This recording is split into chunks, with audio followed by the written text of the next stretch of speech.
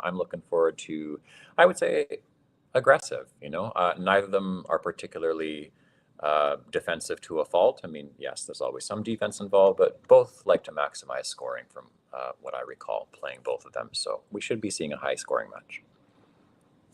Yeah, I think I played Kevin before. Not sure if I played Thomas, but definitely both great players. I know Thomas from the online Twitch scene, I guess, and Kevin obviously also quite a prolific player on Woogles. Yeah, yeah. So a lot of excitement for this round for this game. Uh, so Thomas to start with Aamotuy. Um, I mean some things that come out at me, Atomy, AYU maybe, but yeah. What would you do in this position actually, Jesse? It's definitely a tough one just because in and of themselves, the letters are not necessarily bad per se, but they also don't all blend together in the most amazing way. So if you're Thomas, you're thinking, okay, well, if I play short and I don't play something that is, say, 5 letters long, is there something short that I can play that is worth sacrificing a handful of points? I don't immediately see that as an option. So I'm just leaning to something like Atomy, understanding that AU is not the most ideal leave, but that is certainly the scoriest of the options that he has. So I personally lean to that, understanding that AU is not the most ideal of leaves, but I have a hard time giving up those points. How about you? Yeah, I think in this case, like I mean, AU is not the great leave, but it's 28 points. It's hard to give up. Um, I would probably just go for it. I think the other options give up too many points, like Mayo, Moya, uh, and they don't keep that much of a better leave. I mean, TAU, mm, it's a Oh, better we leave, have a but special guest in the chat who is apparently watching while driving. And as he knows well, if he has the sound on, there is only one way that this person is ever introduced when I am on a stream. That would be William. Will Anderson is watching while driving, apparently putting his life on the line for LPS. Amazing. We appreciate your sacrifice, William. Thank you for being here. I will. But I don't see. Oh, I only see this guy called Wanderer 15. Who is Wanderer 15? That would be Will Anderson. No, it's just a meme that's on the Google Discord. Oh no, I have missed that. I'm so sorry. Oh, out of touch. Yeah.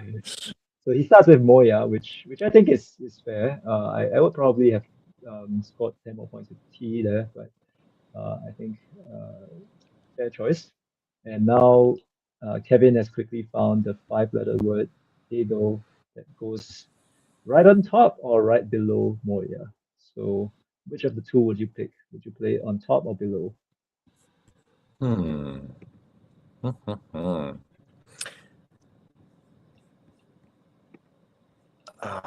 I'm running through the possibilities in my head here as far as things that can hook, things that play back. I I don't know how big of a difference either of the positions are here, truthfully. I think maybe when I think about potential in the future, I like playing it below slightly more, but it's really I think it's minor, but I think if I had to choose, I would edge slightly to playing it below. How about you?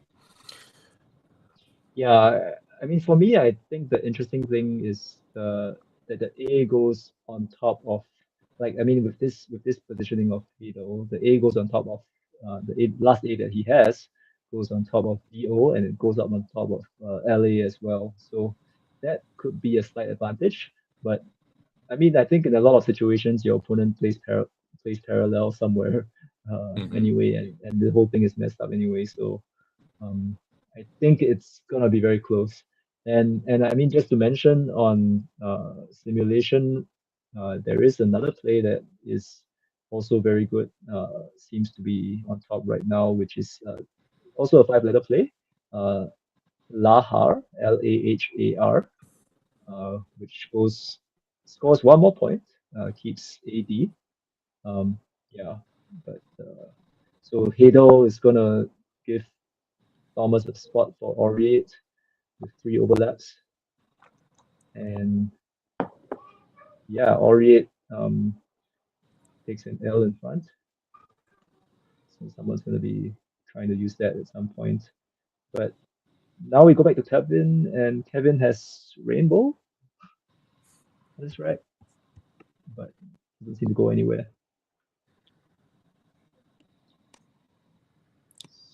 Unless he pulled out an emergency Spanish play, ayer. That would be yesterday in Spanish, but unfortunately today it does not work. So he'll have to look for other options instead. Bon is something that plays on top of Aureate. Or sorry, no, that's an A. Sorry, I was looking at Bon and that does not play here. What could he do instead?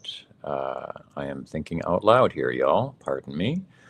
Let's have a look. Yeah, there are some interesting options. I think, I think the most equity-wise would be something like Wino on top of Aureate, just reaching to the triple word score. If he wants to go offensive, he can play off 6 tiles with Unibrow from the U of Aureate. Both pretty strong options, I would think. And the nice thing about keeping the B is that he does have it does hook in front of AYE. So and he has BAR, which is pretty bingo friendly. So I think that's probably a safer option in this position. So Wino is 29 points, and then if we compare that to, say, Unibrow, as an example, there's 8, 9, 10, 32. So they're relatively similar as far as scoring. Unibrow is slightly more compared to Wino, so I guess you really have to look at the merits of what you're leaving in each case. So Wino leaves AABR, and like you mentioned, Bay is a hook on top of AYE, and then he has the A, so BA plays that are potential sevens. That does leave some possibilities as far as what happens after you play Wino.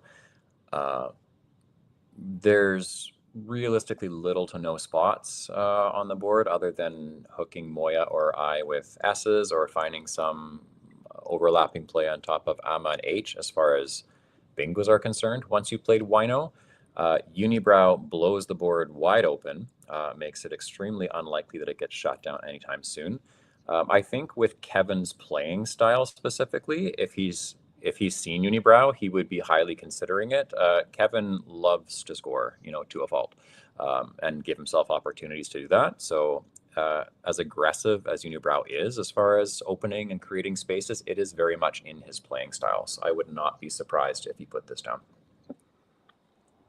Yeah, I mean, I think the thing about BAR leave, I mean, it's a nice leave in this particular position, but you also have to hope that your tiles go in that way, right? If you want to actually use the BAYE hook, yeah, you have to start with BA.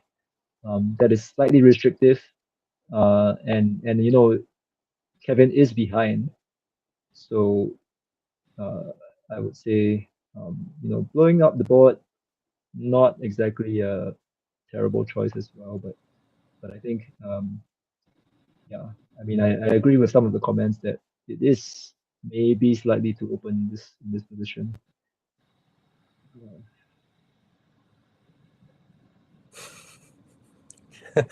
And some cheekiness from the chat. Yes, of course, everyone loves scoring. I agree with you. I think I should have been clearer. Kevin loves to create maximal opportunities, to play long words and score. I mean, everyone, of course, loves to score, but it might be conservatively that they open up or control openings on the board.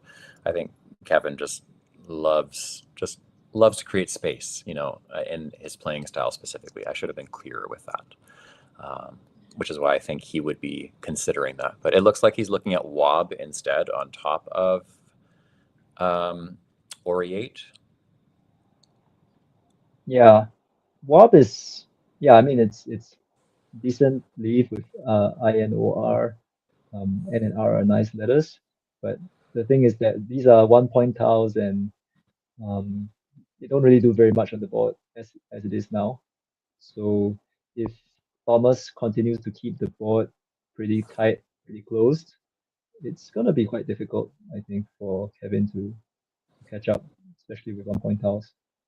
Yeah, I'm personally not loving Wob so much, just based on, as you mentioned, just there's not a lot of growth possible unless he pulls something out of the bag. He doesn't really have anything with the letters that he has now in terms of opportunity on this board. So we'll have to see what he pulls and what he can do from there. Meanwhile, over to Thomas, who has a 40-point lead and decent enough letters, So let's look at his options here. What are we looking at, Weibin, as far as Thomas's potential place? Yeah, I mean the thing is his rack is also not great.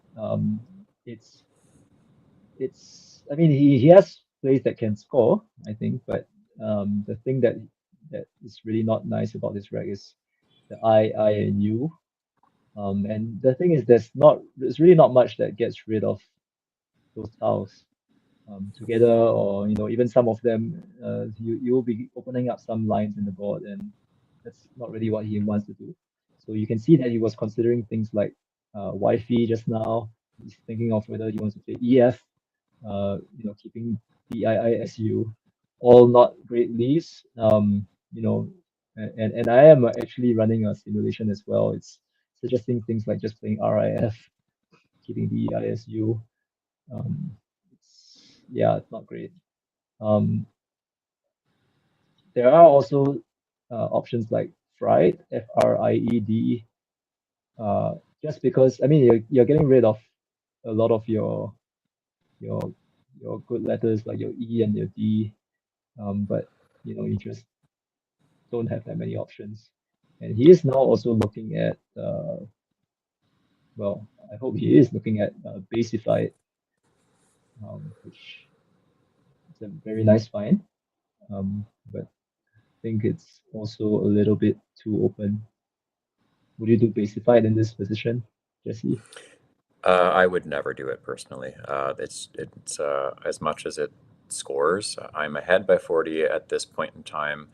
My opponent hasn't really suggested much to me when I look at their play of Wob. Like from Thomas's point of view, Wob doesn't tell me much about what my opponent has. Just that they're scoring something. They're balancing in some way, but I don't know much about my opponent's rack at this point in time. I'm looking at the board and thinking, where is there to score on this board? And really, the only place that's blatantly obvious would be off of Moya hooking an S in some way. I also see that my opponent's played Wob, and if I'm Thomas and I'm skilled enough, and he certainly is, he's going to see that Bay and BA words of some kind weren't played. So he's going to be thinking to himself, why didn't my opponent play up there? It's kind of hard because you're assuming your opponent's playing optimally, uh, and as we've discussed, we don't see Wob as optimal. But if you're assuming your opponent's playing optimally, you're wondering why Wob is being played and not something involving BA on top of AYE. So Wob, I have to think from Thomas, is an attempt from my opponent to balance. I would assume if my opponent had an N that they'd be playing something like Bon or what have you.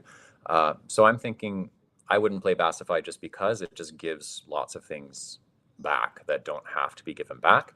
Wifey, I can understand ultimately just because he has the S to hook onto it. He's not giving up, anything more because Moya already offers an S hook back. So I can see why he'd play it. It's reasonable enough. I'm not sure. I'm not sure. It's really challenging as options, but Bassified I would never do, to answer your question. Yeah, I mean, Wi-Fi, I think I think it's interesting because I mean you're also wondering like this guy is playing WAP. It takes so long to play WAP as well. Maybe he's pretty close to a bingo. Maybe the one of the dangerous lines I have to block is through the W. That I think from a human perspective you might also be thinking about things like that. Um, and yeah, I mean you don't really want to open too much for him as well. I don't think that the I and the E of Wi-Fi open very that much. And yeah, as you mentioned, he still has the S. So actually, it's pretty decent move, I think. On the chat also, people have suggested EFS, which burns off all pretty much most of your good tiles, scoring 35 points. But I think that heavily restricts the board, and but the problem is that it keeps uh, not good tiles at all. And yeah, I think it's might be worth it in the short term, but I think in the long term, it seems like your opponent is likely going to be able to uh, like open the board a little bit more again and benefit from the well at least if you're keeping such weak tiles, I think your opponent's going to find it easier to keep the board open in subsequent turns.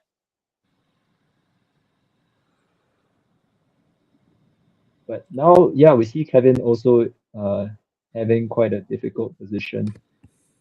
He has duplicate eyes and duplicate ends, and I think the board is not very conducive right now. He has to find a way to open up, particularly for his the tiles that he has. He's looking at IN, playing IN somewhere, um, something like FIN, BAN, perhaps. Uh, I don't know. What would you do in this position, Jesse? I think I'm actually okay with Finn underneath using ban, and I think at this point you really need to, because the only other options that I can see really, I mean, I see in the chat that Finner was mentioned, but I'm not really sure it's necessary to blow up the rack at this point in time, just given the nature of the board. Um, Wifey suggests to me that my opponent has something that's okay, maybe not amazing, but okay after Wifey, probably an S. Um, so if I don't have an S myself, then I need to create opportunities. Fin and ban, that creates hooks onto the BAN.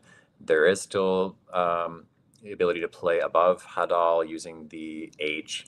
Um, Iron, I just think blows up the rack a lot. I do see he's putting that down. IN is a nice enough leave. I'm not sure it's time for that yet, but I can understand why. I think in maybe a different scenario that it would be necessary. I don't feel it is at this point. How about you? Yeah, interestingly enough, I am running a simulation, at least on Quackle. I'm not using Mocondo at the moment. Um, yeah, instead of iron, there is an interesting option of in row in the same spot, INRO, which retains the N, which goes on top of the OH.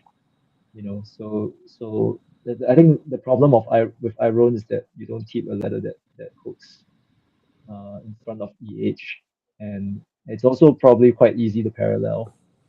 Um, yeah, but in row scores less, but somehow uh, you know maybe gives you a little bit more options the next turn. So very interesting. And Thomas quickly plays Vodun, gets rid of the V and the U. Always a good thing to do when you have the two of them. Get rid of both of them. So Thomas has Scrooge on his rack, and meanwhile, Kevin is still pondering what he's going to do with his. There are no 7s available on his rack. I haven't done the permutations for 8s yet, but certainly no 7s. So that's going to be challenging for him to figure out what to do. Unless there's an 8 that I'm missing here. Weibin, you can correct me if I'm wrong, but I'm not seeing anything jump out. This is one of those No, challenging racks where it's close but no cigar. exactly. No playable bingos on this turn. So well, he's very close. Uridine plus one. Uridine, the both spellings of uridine. Um, and I think yeah, it's challenging also because you know that um you're behind. Thomas has the incentive to block the board, and you. I mean, right now the easy line is probably through the V, through the O, through the D of Odun, and you know that if you're not gonna open something, that spot is likely gonna be taken the next turn. The other spots are not as easy to play through, so you might want to open something. Some Yeah, the chat has suggested FIE and BAE, which is, I mean, all right equity wise, but not sure if it opens up something for you. Um, and yeah, mm, but that's it. I mean, it's not that terrible as well, I guess, because your opponent doesn't know that you don't have the hook of BAE. Yeah, so And there's already multiple spots for Thomas to play in next turn, so he's just waiting patiently. yeah, Essentially, it's highly unlikely that he'll be unable to play it next turn. So I guess really for us, while Kevin's figuring out what he's doing, why don't we discuss placements for Scrooge? Where are you liking it on this board, given Thomas will likely be up by give or take, I want to say 90, doing the rough math after the play. Where do you like playing it going up roughly 90?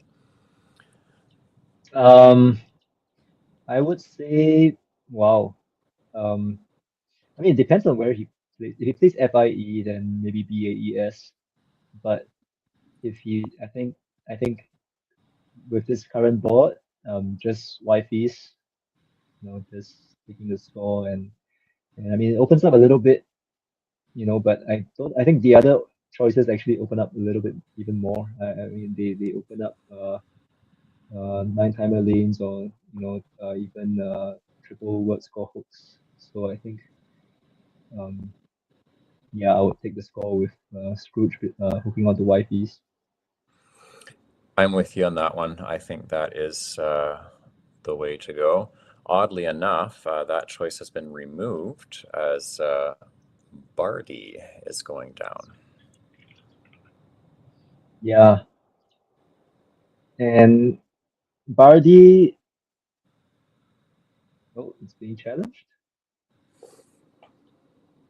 Okay, so Kevin gets an additional 5 points for Bardi.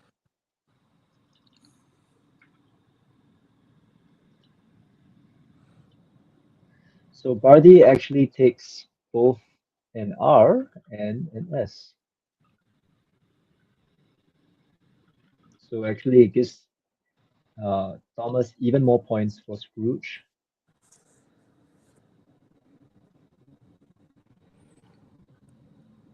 Yeah, I think when you consider the two placements, because both are going to be volatile regardless, I do think the placement below Bardi is going to be better because no matter what, something involving the triple word score, either directly or indirectly, will be a variable. If you were to play Moyas and Scrooge, then there's the multiple hooks below Scrooge on the bottom triple word score line, and then playing Scrooge and Bardi are again leaves the bottom triple word score line slightly more accessible.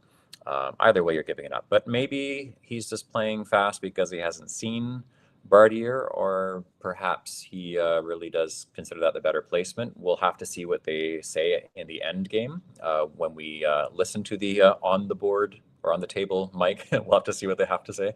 But yeah, I'm not sure about this placement over the other, but it is possible he just simply missed it.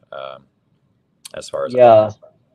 I mean, I think if especially if your opponent plays party and you challenge it, and then you most likely think that it's a noun, and you might not stop to think whether it's an adjective. So I'm guessing that that's what might have happened here. Um, and now we see that Kevin has a reply, Pixney and pacing. Uh, Pixney actually, yeah, pretty interesting choice if he does choose it because it is just one short of the triple word score. So uh, that's going to be very, very volatile. Yeah, I think pacing is the one you go for here if you're Kevin. Um, Pig's knee, as lovely as it would be, is I would say unnecessarily volatile at this point in time, given that pacing will bring him within reasonable range on a board that still is very much open. Uh, Pieings, that is one of the other options here as well. Yes, it does close up the board a little bit. I mean, not too much, but it just removes the bottom right quadrant as accessible, given that it was just the N and the G in pacing anyway. It's not like it was hugely accessible in the future, but it was technically compared to pieings, which removes that for now, the bottom right as a variable. So it is very interesting. Pacing also, I think, perhaps the reason why maybe he didn't like it is just the scoring opportunities it gives back to an opponent without bingoing necessarily, involving something like, say, the X in a worst case scenario. So I can totally see why there's the hesitation, but then there's the X and the Q that could be used on top of pieings as well. So I'm not sure. It's interesting. How do you feel about it? Yeah, I mean, I think an important point is that uh, pacing and Pixley, both of them score 3 more points. So Pines is actually just short of both double letter scores. The 3 points, I mean, they don't matter all the time, but I think in this case there's a marginal difference, and I mean both pacing and pieings will open up one vowel to the triple letter score. So I think in this case, maybe I'll just go for the score. Yeah, and oddly enough, well, regardless, I don't think he was going to be able to play it, but Thomas, I think, is probably like, well, it's unlikely, but he would have had house sit or housiest through the E in Scrooge if it had stayed open. It was very unlikely to stay open as it was, but he'd be looking at that and, just gotta shake it off and find something else. And then I see in the chat, Ben has mentioned don't play outsize, and I am thinking of one of your compatriots in Singapore when I read that. Yeah, I think Hubert. well, he's yeah, exactly. Hubert and Gold. Um, it's well, I mean, it's not possible to outside Hubert, so that word doesn't exist. Exactly. That's why it is invalid. There is only one sire, one master. Well, a sire. Yeah, it sounds funny saying that. The sire of Yeah, sires. the That would side be Hubert. yes. Yeah, and I would just want to mention in this case, Thomas's choice of UH. Actually, in this position, I mean, in his position, I would really spend quite a lot of time like trying to look for something that just does more than UH, and all because it just feels that he should have something that scores like 50 or something. But yeah, but I think in this case he does not. So I think UH is pretty much what he has. Yeah, I don't know. I think when you have stuff like SH and two vowels, all that, you spend more time. But yeah, it's a good choice. UH. Over on Kevin's side, as he's Yeah. pondering plays, there's a lovely suggestion of Mpox from Peter. That certainly is a highly scoring option on this board. It would play alongside Scrooges and chalk up a lot. The lead is EAU, which actually is not bad, given that ends a lot of French words that are used in this lexicon. Uh, there are Yeah, quite a few options that involve the X alongside Scrooge that score well. Yeah, he is going for EX, and I think he's probably thinking that he has the O for EXO, so he can do something beneath the next turn. He still has the, the MOUP that goes parallel to Scrooge's. Oh no, it doesn't. But he has the, well, at least the O and the U, it goes around that area as well. But yeah, quite well. Yeah. So not a bad choice, I think. Personally, I would probably still play Mpox. But yeah, I think it's pretty close.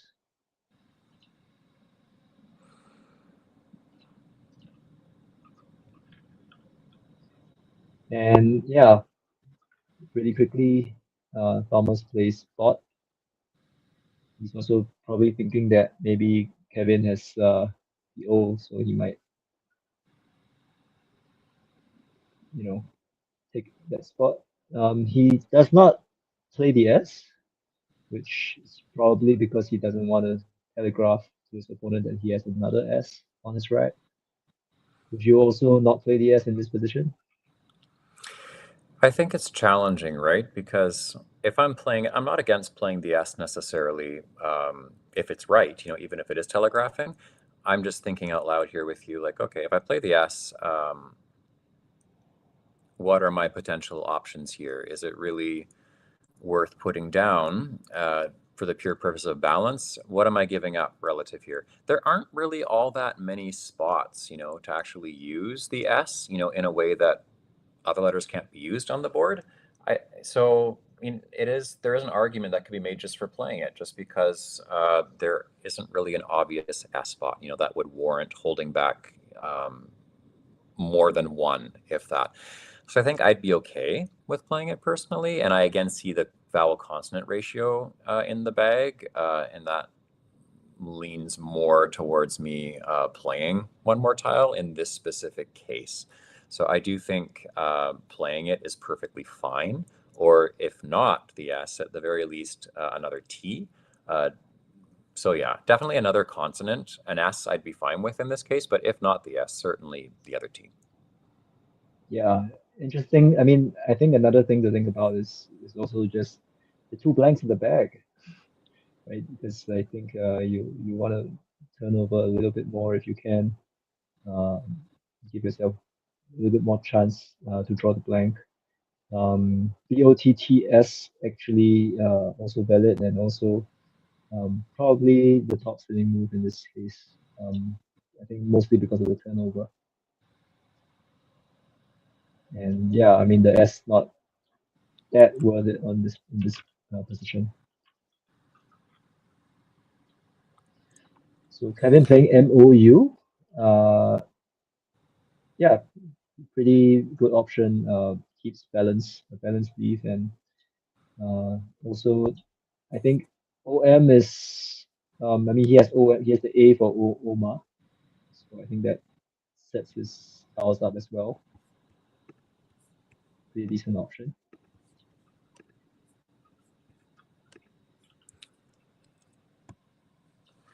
As is mentioned in the chat, Juchin, or I'm not sure how I would say it exactly, if it's the instrument. As appealing as an option as it is, one downside to it is, as you've just mentioned, Weibin, there are two blanks unseen. And Kevin, his last couple of plays, it's hard to ascertain what he has exactly after his last two plays, but EX, it scores. But then MOU, it's decently scoring, but creating a lane, and other than the M, it suggests that he's got decent enough tiles. Because I'm thinking really after you play EX,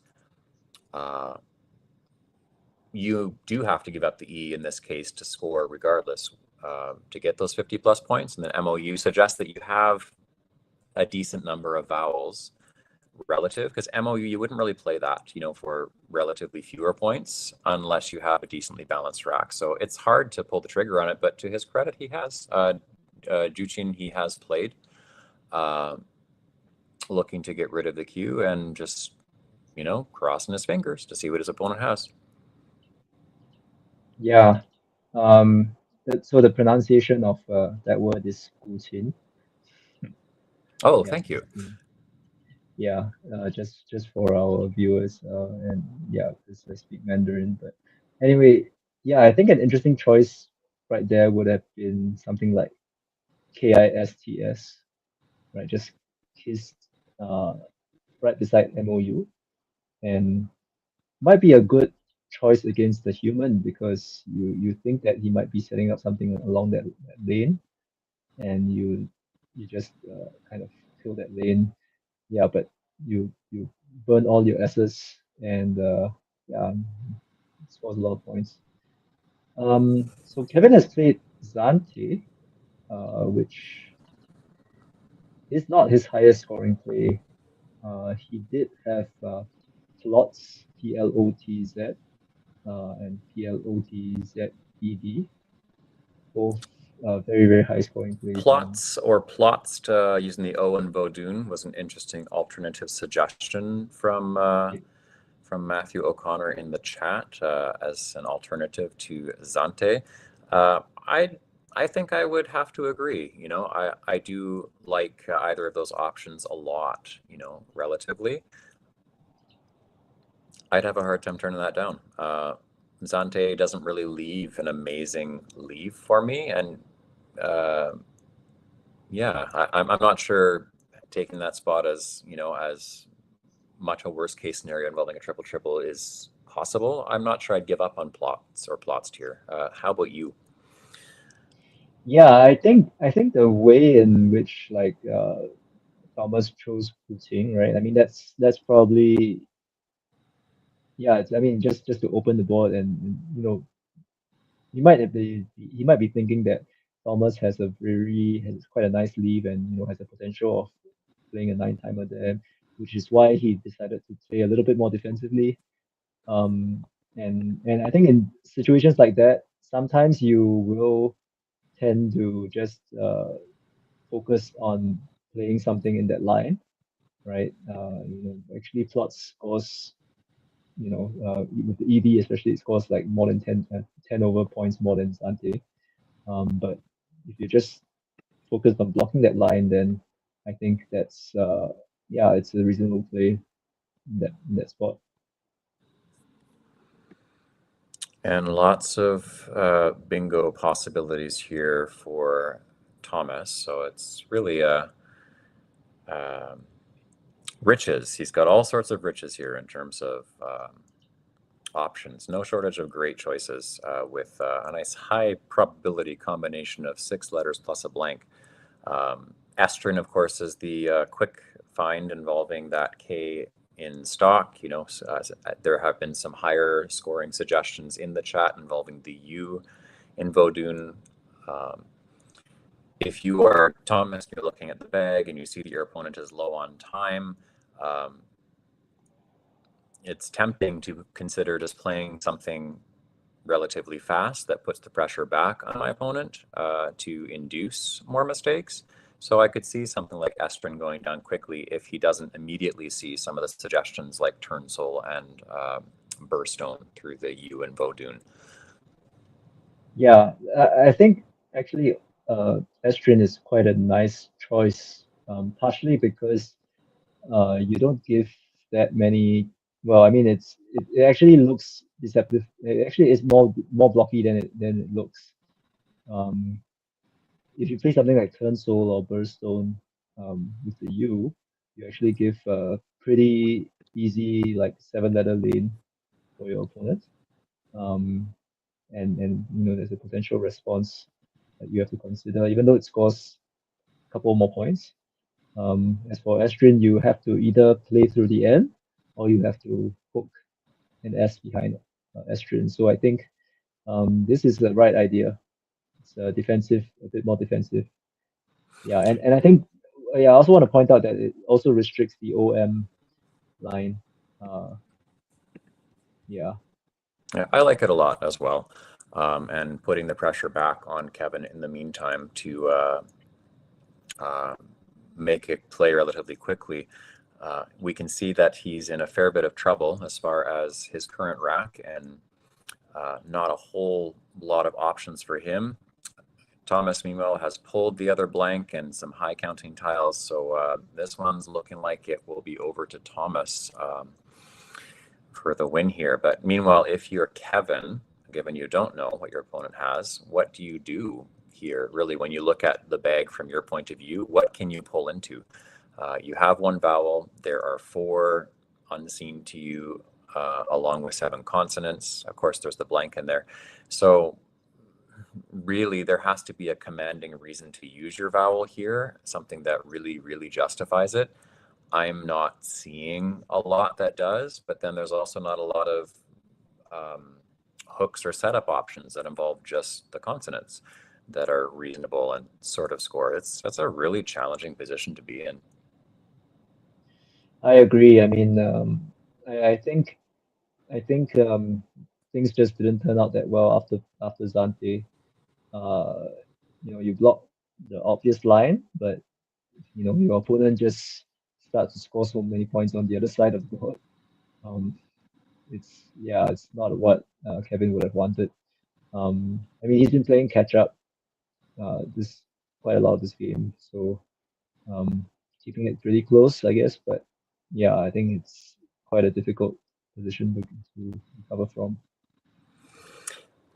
I mean, something like Veld, if there was a spot for it, would be a play that could justify using his vowel, but there isn't really a spot for that necessarily.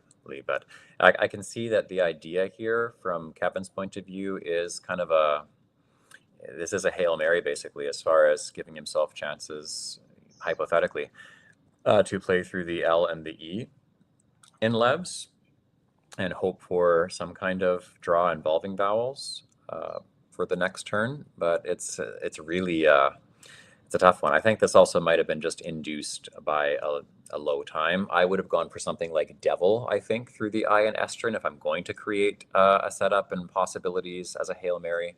I could see in the chat as well that someone has mentioned that Devil as one option could result in Geely as the next turn for Thomas. So yeah, it's kind of ugly no matter what in this Yeah, case. you, But you just have to hope to draw the blank and hope your opponent is stuck with not very good cards, your opponent makes a mistake, that kind of thing. I think if your opponent plays perfectly, it's gonna be quite difficult in that position.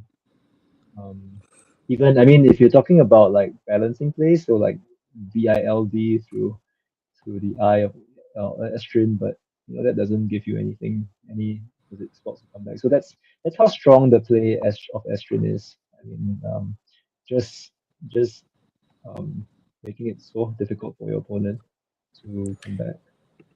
Yeah. so there is Jelly, of course, as an immediate option for the L and Levs, but there's also Jewelry through the E and Levs using a blank.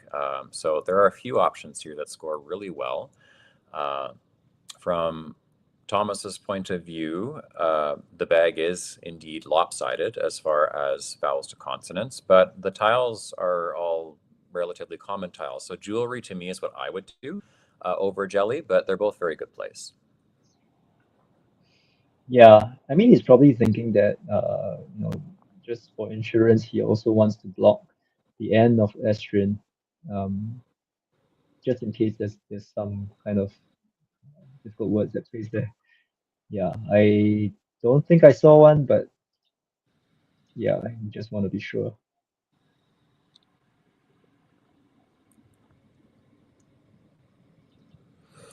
In the So chat, yeah, a theme has been mentioned: Scrooge, Oriate, and Jewelry. Yes, lots of themes involving gold and coins.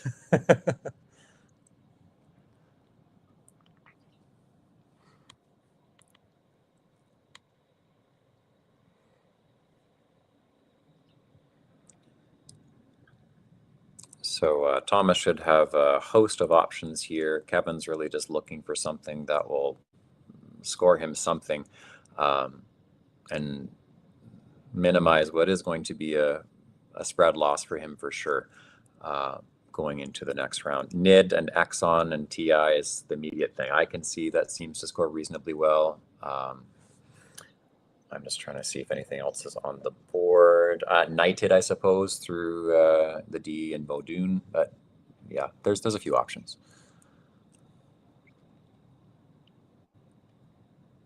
Yeah, that's probably his best play in this position. So Thomas, interesting. I mean, he did already have two outs, I think. At least two outs. So Craig is the one that's easier to see. Um, and Glare as well, Glair through Estrin, not so easy to see. And he has a third one, sorry, I mean a third one which um, now scores more, which is Groma. So through the OM of Scrooges, that's the highest scoring out for him.